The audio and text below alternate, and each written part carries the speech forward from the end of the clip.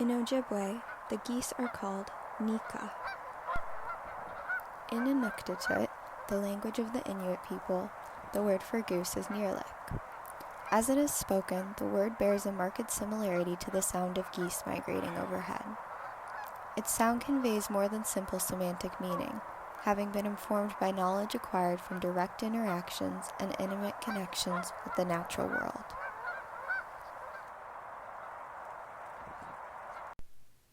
What does it mean to study the environment?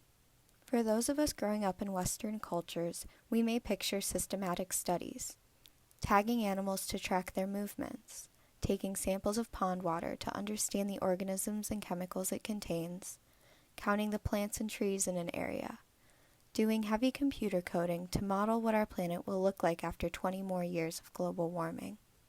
In Western science, objectivity reigns supreme. No theory can be believed without ample evidence. Hypotheses cannot be proven, only supported or not supported. We so strive for objectivity in the world of Western science that we commit to a certain level of disbelief in our own experiences. No phenomenon is significant until a statistical analysis says so, and the natural world is a mystery to be decoded, a puzzle to be solved.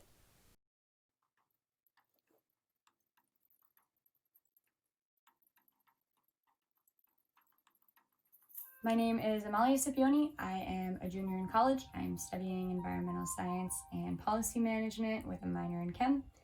And I'm from Hibbing, Minnesota, which is north of Duluth.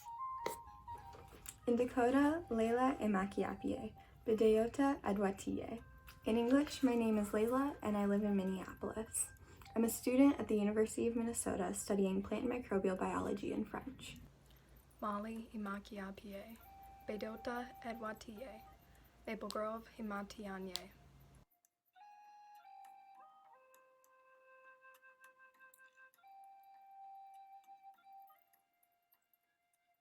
I would consider science being both curiosity and the scientific method in general, just because before college I understood science as like a very basic, everyone is trying to answer a question, and then through college we are all like taught very thoroughly about the scientific method, and basically that anything that you can put through the scientific method is science.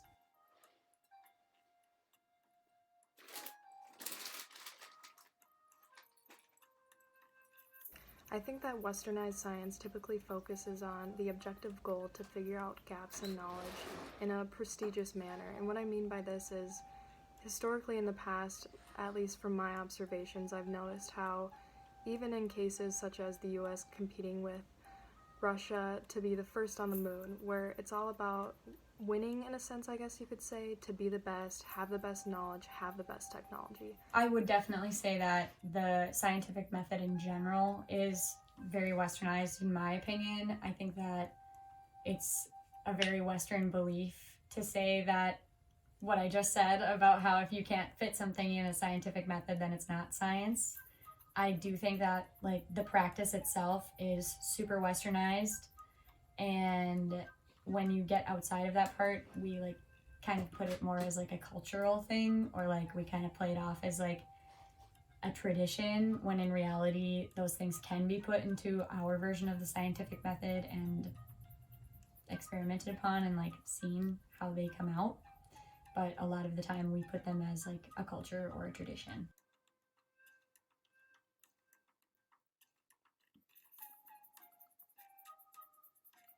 In taking this class and doing a lot of the readings about the way that Indigenous people experience the environment and the way that that experience is really the core of their knowledge, and they gain that knowledge because they emphasize and value the connections with nature, within nature and between themselves and nature. They don't separate themselves from nature, and when they try to learn about nature, they don't separate nature from itself by recreating it in a lab setting. It's all about understanding how things are connected and where things fit into the bigger picture. And I think that is a perspective that I've really enjoyed learning about it, and I think it's a really special way to see the environment, and I think it's something that Western science needs a healthy dose of. A key term that I thought that was really interesting was the sense of biophilia, which is the want to create a connection between you and the things that are surrounding yourself. With non-Westernized science, for example, in Indigenous science, there is more of a want to discover things purely based on wanting to understand and wanting to incorporate that knowledge into everyday life to better your understanding of life and almost increase the value of your life and of different plants and animals and wildlife in general around you. Traditional Native knowledge is not so black and white. Rather than fighting against the natural world to extract prescriptive ideas of what is and is not true, Indigenous people cultivate a more harmonious relationship with the environment.